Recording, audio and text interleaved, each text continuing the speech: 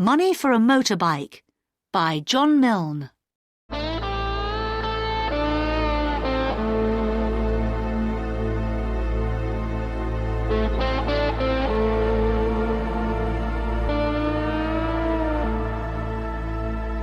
It was the month of June, and the weather was beautiful. Stuart left school. He was on holiday, but he was not happy. He did not have a motorbike. Stuart was 17 years old. He left school, but he did not start work. All his mates started work immediately, but Stuart did not want to work. He wanted a long holiday, and he needed a motorbike. Stuart lived in Leeds, a big city in the north of England. Leeds is a busy city, full of offices, shops and factories. It's not a good place for a holiday. Martin, a friend of Stuart's, worked in a garage. Martin had a bike for sale. It was a beauty, a Japanese Suzuki. Martin wanted £350 for the bike, but Stuart did not have £350. He didn't have any money. Stuart went and looked at the bike every day. It was a beauty. He wanted to buy it. Where can I find £350? Stuart asked himself. Stuart left the garage and walked back home. His house was in Blenheim Street, near the university. There were lots of old, empty houses in Blenheim Street. The university was one of the biggest in England. The university often bought land and buildings. Most of the old houses in Blenheim Street belonged to the university. Some of these houses had been empty for years. Stuart often searched through them. Sometimes he found old books and gramophone records. One day, he told himself, I'll find something valuable. There was a large house at the corner of Blenheim Street. Its owner, a rich old woman, had died a few days ago. The university bought the house immediately. Now the house was empty. There was wood across the front door, and the windows were broken. Someone looked out of a window. It was a man of about 20. He had long hair and was wearing a headband. He looked strange. He was a squatter. Squatters live in old, empty houses, and they don't pay any rent. The stranger waved to Stuart. He wanted to speak to Stuart. What does he want? Stuart asked himself. Hi. Hello. Like to help me? Okay. Watch this house. How long? Half an hour. Okay. I'm Stuart. My name's Frank. I'll go and get my things. Are you going to squat here, Frank? Yes. Don't let anyone else in. I'll be back soon. Okay. See you. Frank walked off slowly down the street. His head was bent forward, and he was looking down at the pavement. He was about 20, but he looked much older. Frank went round the corner, and Stuart turned towards the house. It looked interesting. The window was low, quite near the ground.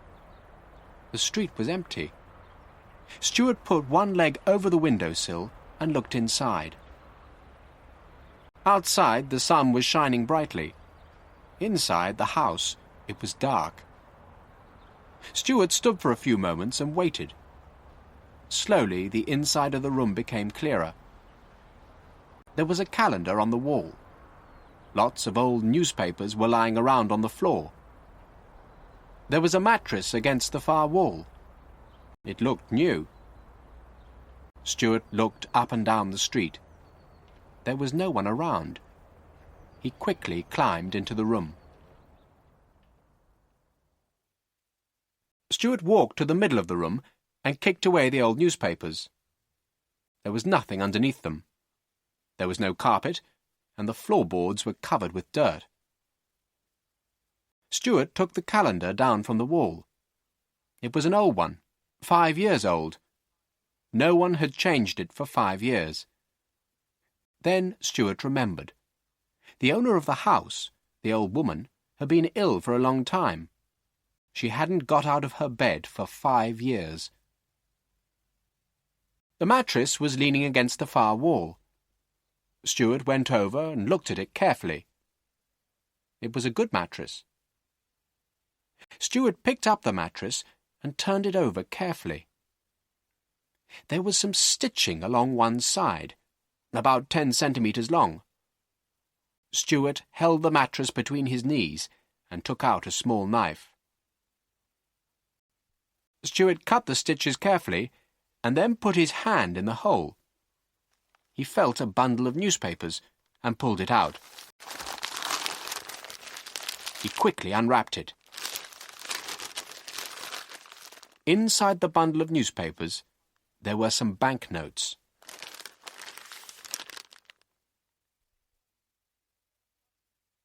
Suddenly, Stuart heard a voice. It was Frank. "Hey! Stuart! Where are you?" Frank was shouting. Stuart quickly wrapped up the money inside the newspapers. He held the bundle behind his back. "I'm in here, Frank!" he shouted. Frank came up to the window and looked into the room. "What are you doing in there?" Frank asked.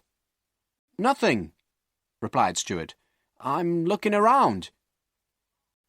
Frank climbed into the room and came closer to Stuart. Stuart moved to the wall. He held the bundle of newspapers behind his back. Frank looked round the room. He didn't see Stuart's knife on the floor.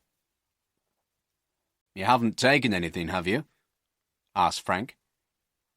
"I haven't taken anything of yours," replied Stuart. "You've moved this mattress," said Frank. Frank picked up the mattress and turned it over carefully. Then he saw the hole in the side. "You cut this mattress?" "It was stitched." "Is this your knife?" "Yes." "What were you doing?" "Nothing." "You found something." "I didn't." "What's that in your hand?" "Where?" "Behind your back."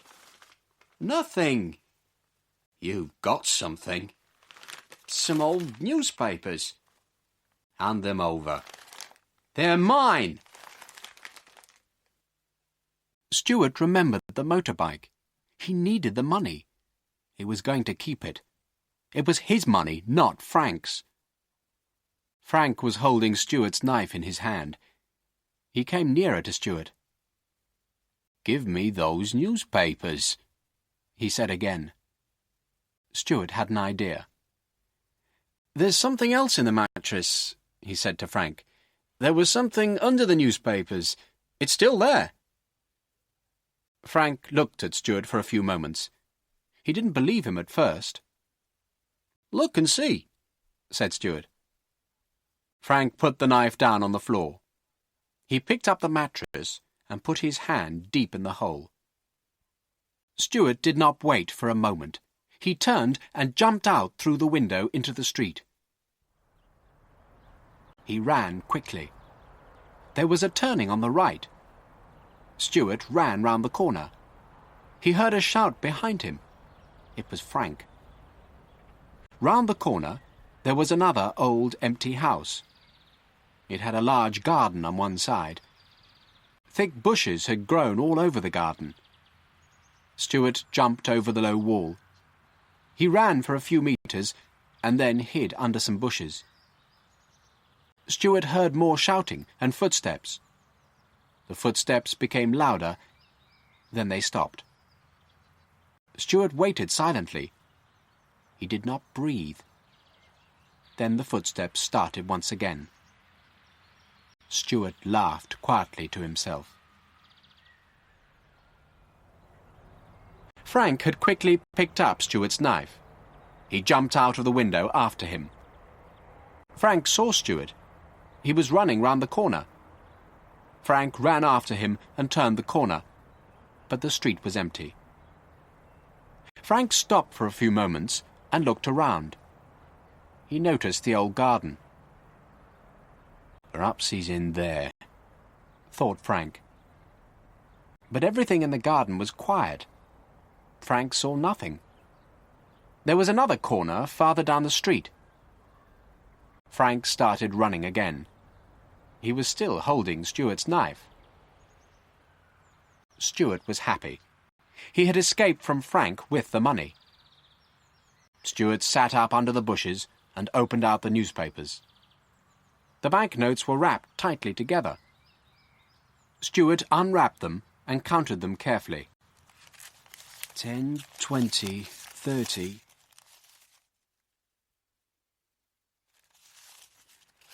320, 325. Stuart had found £325, and Martin wanted £350 for his motorbike. It was cool in the garden, and Stuart lay back under the bushes. "I'll wait here for half an hour," thought Stuart. "Then I'll go to Martin." It was now nearly 12 o'clock. The day was getting much hotter. A police car was parked in a side street. There were 2 policemen in the car. The sergeant, a fat, round-faced man, was half asleep. The other policeman was younger and taller. He was a constable. Suddenly, the constable sat up. He had seen something strange. "Wake up, Sergeant!" he shouted. "Look over there!" "Where? What?" asked the sergeant, still half asleep. "Over there! Someone's running with a knife," replied the constable. "The man's gone mad. It's this heat." "Quick, get out and catch him," said the sergeant. The 2 policemen jumped out of their car. Frank saw the policeman. He threw Stuart's knife away and started to run. The constable soon caught him and held his arm tightly. The sergeant found the knife in some long grass. The constable took Frank towards the police car. The sergeant came up to them. He was holding the knife. "Oh, it's you," the sergeant said to Frank. "What's going on, Frank?" "I'm looking for a guy." "With a knife?" "What guy?" "He's stolen my money." "What money?" "How much money?" "I don't know. A lot." "You don't know?" "Where did you get it?" "In an old house." "Come on, into the car."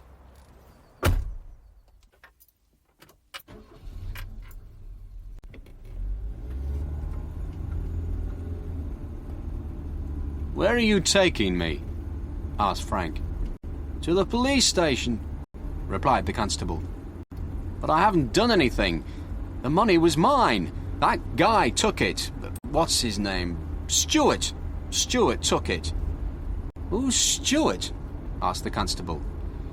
"I met him in an old house," replied Frank. "Where you found the money?" asked the sergeant. "Yes, I found it inside a mattress," said Frank. "Who's got the money now?" asked the sergeant. "That guy, Stuart. He ran away with it." "So now we have to find Stuart," said the constable.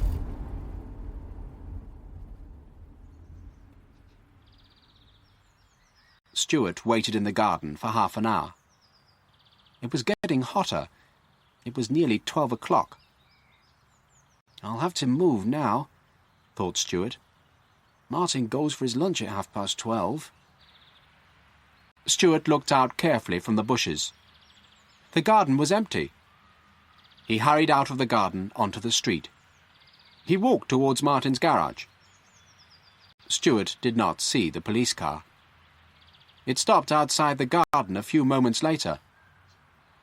"Look in this garden," Frank told the policeman. "Perhaps he's hiding in here."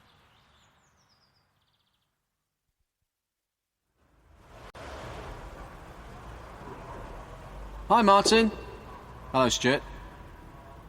"How much for the bike?" £350. "I want it." "How much for me?" "Still £350. "Have you any money?" "Yes." "How much?" £300. No, that's not enough. 325? OK, she's yours. "Great, thanks."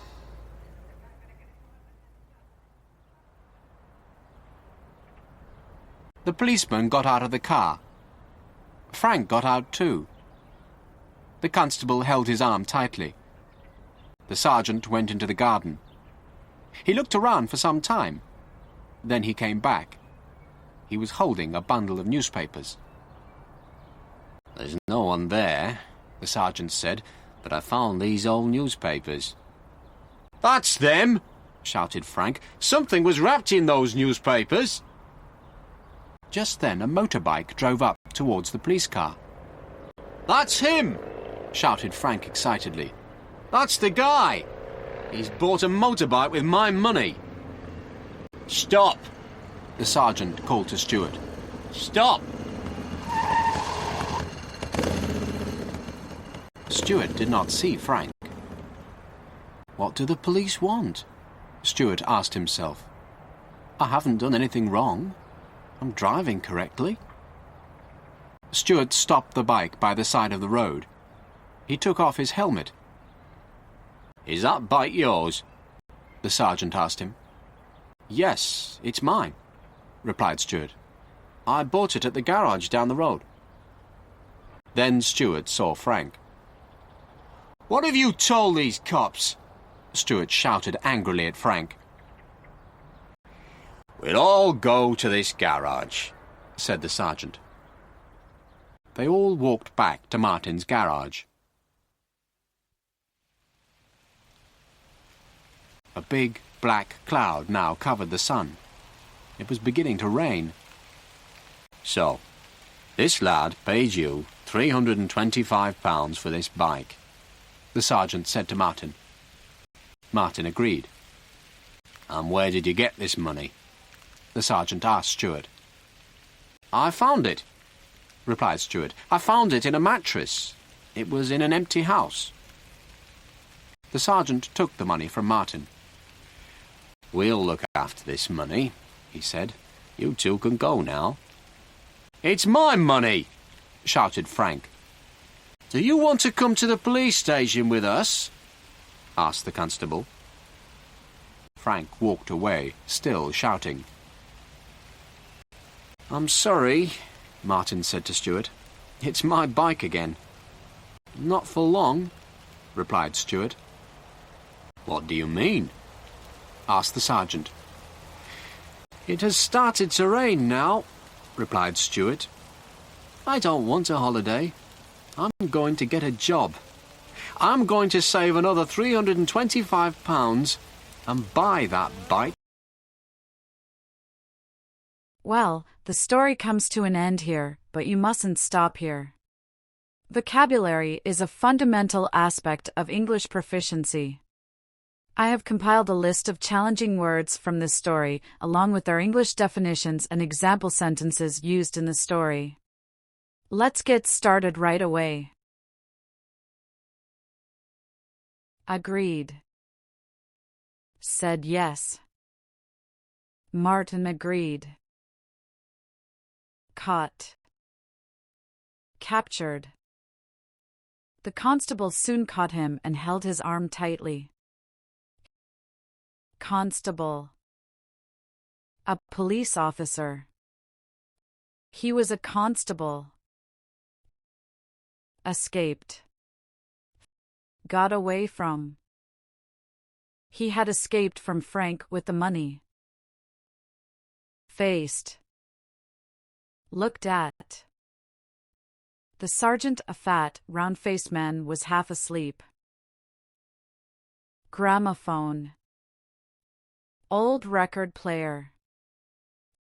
Sometimes he found old books and gramophone records. Headband. Band worn around head. He had long hair and was wearing a headband. Held. Grasped. Stuart held the mattress between his knees and took out a small knife. Hiding. Concealing oneself. Perhaps he's hiding in here. Hurried. Went quickly. He hurried out of the garden onto the street. Leaning. Resting against. The mattress was leaning against the far wall. Moved. Changed position. Stuart moved to the wall. Needed. Required. He wanted a long holiday and he needed a motorbike. Nearer. Closer. He came nearer to Stuart. Opened. Unclosed. Stuart sat up under the bushes and opened out the newspapers. Picked. Selected. Frank picked up the mattress and turned it over carefully. Pulled. Dragged. He felt a bundle of newspapers and pulled it out. Remembered. Recalled. Stuart remembered the motorbike. Shouted. Yelled loudly. "It's my money," shouted Frank. Shouting. Yelling. Stuart heard more shouting and footsteps. Stitching. Sewing. There was some stitching along one side about 10 centimeters long. Stopped. Halted. The footsteps became louder, then they stopped. Taken. Seized. "You haven't taken anything, have you?" Turned. Rotated. He turned and jumped out through the window into the street. Unwrapped. Opened. He quickly unwrapped it. Wearing. Dressed in. He had long hair and was wearing a headband. Worked. Was employed. Martin, a friend of Stuart's, worked in a garage. Wrapped. Covered. Stuart quickly wrapped up the money inside the newspapers. Now, are you ready to test your understanding of the story? Let's see how well you were paying attention. What does Stuart want at the beginning of the story? How much money does Martin want for his motorbike? Where does Stuart find money hidden in newspapers? Who sees Stuart take the money from the mattress? What does Stuart do after he finds the money? Who reports Stuart to the police? What accusation does Frank make against Stuart? How much money did Stuart find in the mattress? What do the police do with the money and motorbike? How does Stuart feel at the end of the story? Why does Stuart go into the abandoned house? How does Stuart escape from Frank initially? Where does Stuart hide from Frank? How does Frank find Stuart later? What lesson does Stuart learn? Thank you for watching. Please take a moment to hit the like button and subscribe to my channel. Your support really motivates me to keep creating content. I appreciate you all, and I'll see you in the next video.